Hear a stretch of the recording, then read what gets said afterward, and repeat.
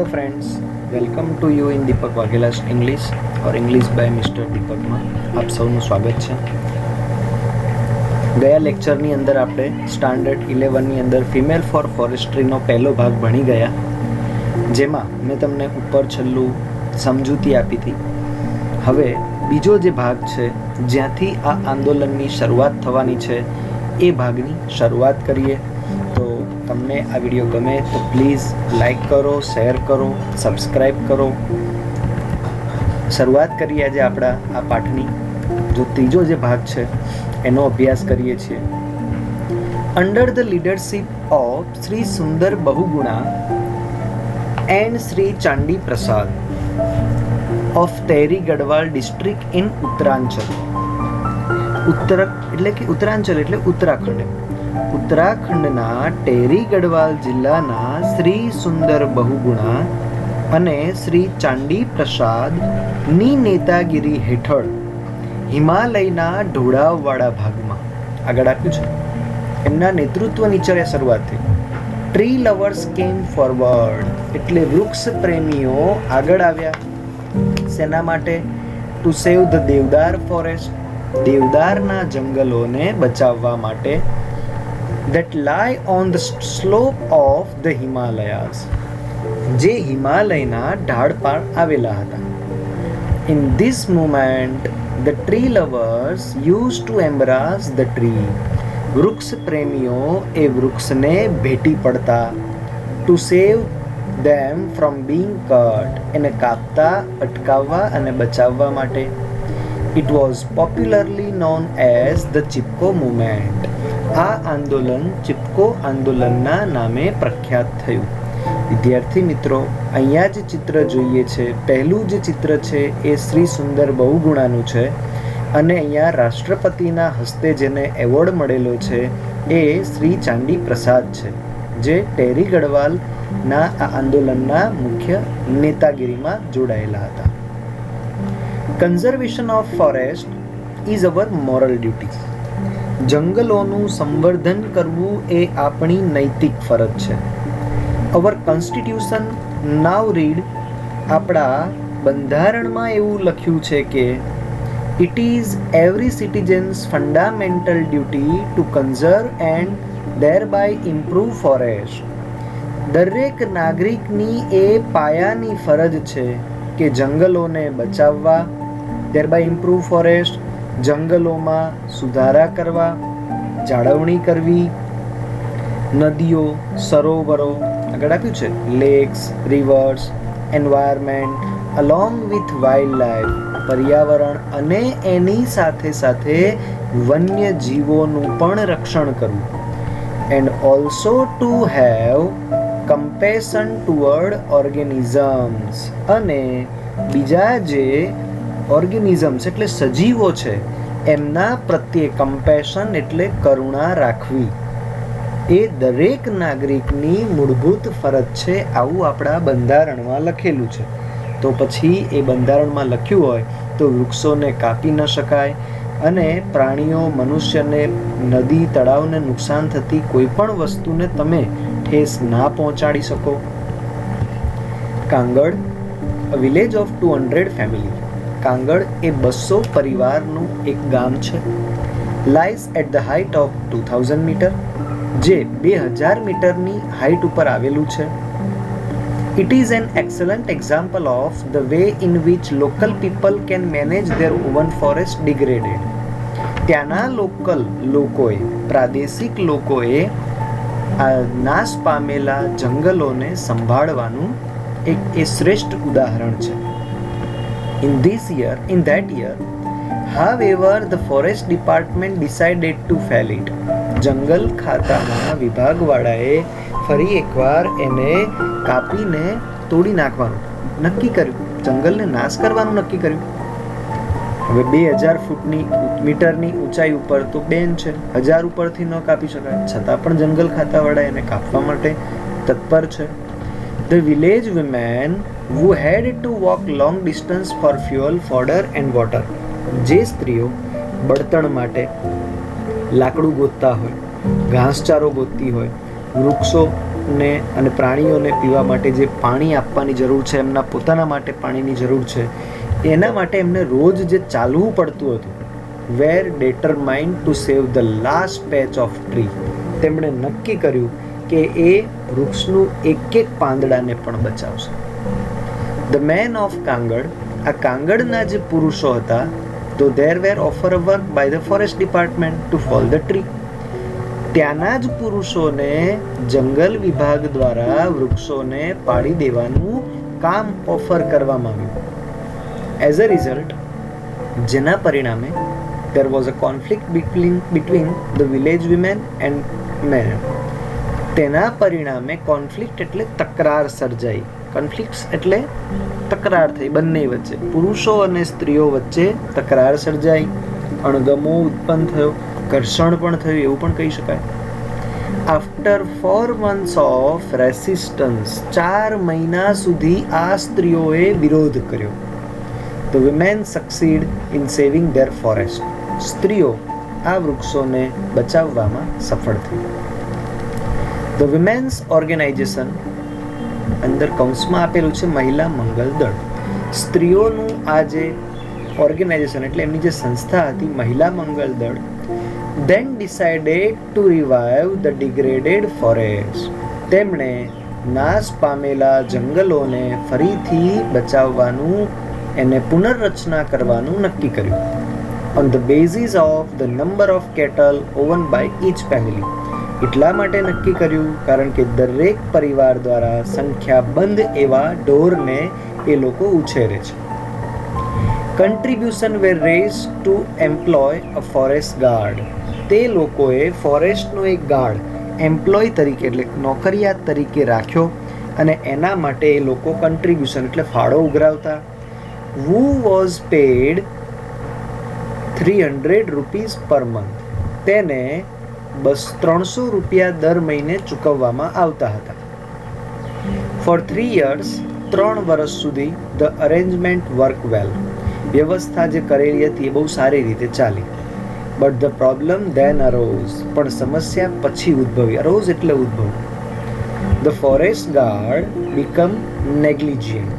હવે આ જે જંગલ ખાતાનો જે અધિકારી હતો negligent, હવે એ બહુ ધ્યાન નહોતો આપતો. નેગ્લિજન્ટ એટલે એ કશું ધ્યાન ના આપ્યું, ઢીલું મૂકી દીધું એમ રક્ષણ કરવાનું. And the protection was loose, એટલે એણે રક્ષણ કરવાનું ઢીલું મૂકી દીધું અને એ બેદરકાર, નેગ્લિજન્ટ એટલે બેદરકાર બની ગયો. Once the woman discover this, એક વખત આ સ્ત્રીઓએ આ બધી વસ્તુ શોધી લીધી કે ભાઈ આ વસ્તુ હવે ધ્યાન આપતું નથી, એમ જંગલનું ધ્યાન રાખતું નથી બહુ. They abolish the post. તેઓએ તેને એની જગ્યાએથી એબોલિશ કાઢી મૂક્યો, રદ બાતલ કરવું. એબોલિશ એટલે એને રદ કરી દીધું. And decided the guard the forest themselves. અને તેઓએ નક્કી કર્યું કે તેઓ ભેગા થઈને પોતે જ એ શું કરશે, આ જંગલોનું રક્ષણ કરશે. એટલે બધી સ્ત્રીઓ ભેગી થઈને જંગલનું રક્ષણ કરવા માટેની જવાબદારી એમણે પોતે જ સ્વીકારી લીધી. નાઉ મહિલા મંગલ દળ has assign the duty of looking after the forest. મહિલા મંગલ દળે જ અસાઇન એટલે નક્કી કર્યું, ડ્યુટી એટલે ફરજ તરીકે સ્વીકારી લીધું, ફોરેસ્ટ એટલે જંગલને, લુકિંગ આફ્ટર એટલે ધ્યાન રાખવું. જંગલોનું ધ્યાન રાખવું, એમનું સંવર્ધન કરવાની ફરજ મહિલા મંગલ દળ દ્વારા પોતે જ સ્વીકારી લેવામાં આવી.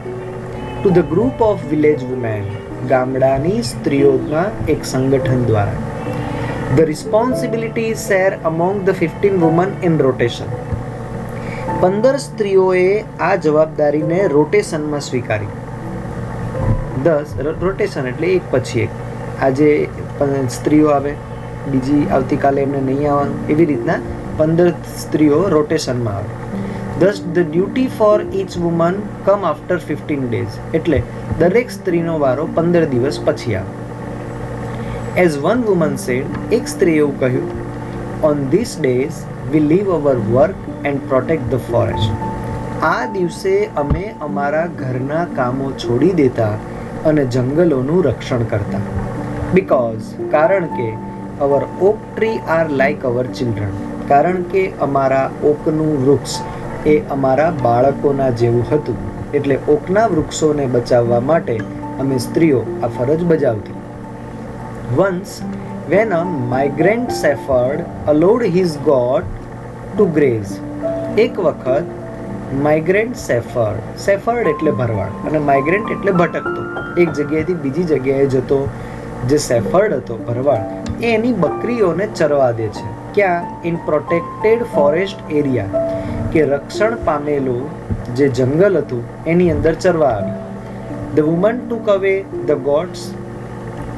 હવે સ્ત્રીઓએ ભેગી થઈને આ બધી જ બકરીઓને શું કરી? તો કે રક્ષિત વિસ્તારોમાં જે ચરવા એમણે આવી હતી એ બધી જ બકરીઓને લઈ લીધી. એન્ડ સેફર્ડ ફાઇન્ડ 200, અને પેલા ભરવાડને 200 રૂપિયા દંડ કર્યો. Villagers themselves are fined up to 100 rupees for cutting tree for firewood. જે લોકો ફાયરવુડ એટલે બળતણ માટે વૃક્ષો કાપતા એમની પાસે પણ 100 રૂપિયા એ લોકો દંડ સ્વીકારતા, વસૂલતા હતા. આ રીતે સ્ત્રીઓએ આખી આ કામગીરીને સ્વીકારી લીધી. થેન્ક્સ ટુ નેચર, કુદરતનો આભાર. And thanks to the strength of woman, સ્ત્રીઓની તાકાતનો પણ આભાર. The mixed natural oak forest are now recovering in all the part of Garhwal. હવે ટેરી ગઢવાલના દરેક ભાગની અંદર ઓકના વૃક્ષો, કુદરતી ઓકના વૃક્ષો ફરીથી સાજા થવા લાગ્યા. But the women still have to be very vigilant. પણ પેલી સ્ત્રીઓ હજુ પણ એટલી જ વિજિલિયન્ટ એટલે સાવધ હતી, હજુ પણ એ ચકોર હતી. એ જંગલોનું એટલું બધું ધ્યાન રાખતી હતી કે એ લોકો હજુ પણ એ સશક્ત જ હતી. In 1980, for the example, the Mahila Mangal Dal agreed to help the forest department in tree planting. કે મહિલા મંગલ દળ જે હતું એણે જંગલ વિભાગને મદદ કરવા માટે વૃક્ષો વાવવાની કામગીરીમાં મદદ કરવાનું એમણે સ્વીકાર્યું. They dug 15,000 pits. તેઓએ 15,000 ખાડાઓને ખોદીને રાખ્યા. But then they found that department was only interested in planting poplars. પણ પછી તેઓને ફાઉન્ડ એટલે ખબર પડી કે આ ડિપાર્ટમેન્ટ એ માત્ર ખાલી પોપ્લરના વૃક્ષોને ઉગાડવામાં જ રસ ધરાવે છે. જંગલ ખાતાને પોપ્લર ઉગાડવું હતું. The woman refused to allow the planting of the poplar. સ્ત્રીઓએ આ પોપ્લરના વૃક્ષોને ઉગાડવાની ના પાડી દીધી. Which is a foreign commercial tree. કારણ કે આ પોપ્લર જે હતું એ વિદેશી, એ વ્યાવસાયિક વૃક્ષ હતું. Instead they force the forest department to plant different kind of indigenous fodder tree. હવે એ લોકોએ instead they force the forest ડિપાર્ટમેન્ટને સહેજ પણ દબાણ કર્યા વગર એ લોકોએ ઘાસચારાના જે વૃક્ષો હોય, ઇન્ડિજિયન્સ એટલે ફોડર એટલે ઘાસચારો, અને ઇન્ડિજિયન્સ એટલે પશુના ખાદ્ય માટેના એમના વૃક્ષો એમને ઉગાડી નાખ્યા, એનું દબાણ કર્યું. That would be benefit them directly. જેનો સીધો જ લાભ કોને મળે? તો કે ઇન્ડિજિયસ ફોડર એટલે દેશી જે ઘાસચારો છે એનો સીધો જ લાભ ત્યાંના લોકોને મળે. એટલા માટે નક્કી કરી નાખ્યું અને ઉગાડી પણ નાખ્યું. Thus the natural forests are now rearranging. હવે આ કુદરતી જંગલો ફરીથી સરસ રીતે એ ઉગી ગયા છે, પુનર્જીવિત થઈ ગયા છે. ઇન હિલી એરિયા, આ પર્વતવાળા વિસ્તારોમાં. ઇન મેની પાર્ટ્સ ઓફ ઉત્તર પ્રદેશના ઘણા બધા ભાગની અંદર સરસ રીતે આ વૃક્ષો ઉગી ગયા છે. In addition to supporting local agriculture, હવે ત્યાં પ્રાદેશિક કૃષિમાં પણ હવે ઉમેરો થયો છે. એન્ડ એનિમલ હસબેન્ડરી, વન્ય સંવર્ધનની કામગીરીમાં પણ એ લોકો હવે ઝંપલાવ્યું છે. ધે રીજનરેટેડ ફોરેસ્ટ, તેઓએ જંગલને ફરીથી ઉગાડ્યા છે. Have reduce the intensity of floods and soil erosion, જેના કારણે જંગલોની જે તીવ્રતા છે એ હવે ઘટી છે. સોઇલ ઇરોઝન, જમીન ધોવાણ ઘટ્યું છે. And have ensured a permanent water supply. હવે એમની પાસે કાયમી એવો પાણીનો પુરવઠો પણ સુનિશ્ચિત થઈ ગયો છે. The practice of community protection, અને કોમ્યુનિટી એટલે માનવ સમુદાય દ્વારા આ જંગલોનું રક્ષણ કરવામાં આવે છે. Has spread to many neighbouring village. આ વાતની જાણ નેબરિંગ વિલેજ, આસપાસના ગામડાઓને બધાને ખબર પડી ગઈ, ફેલાઈ ગઈ. In fact this is probably the only effective way to tackle this terrible urgent national task. એટલે એવું કહેવામાં આવે છે કે હકીકતમાં ભયંકર તાકીદના આ રાષ્ટ્રીય કાર્ય માટે માત્ર આ એક કદાચ અસરકારક રસ્તો હતો. આ એક ઇફેક્ટિવ વે એટલે અસરકારક રસ્તો હતો કે આ સ્ત્રીઓએ આ ટાસ્કને બહુ સરસ રીતે ટેકલ કર્યો. Thank you for watching my channel. If you like my channel, please like, share and subscribe my channel Deepak Vaghelas English. Okay, thank you friends.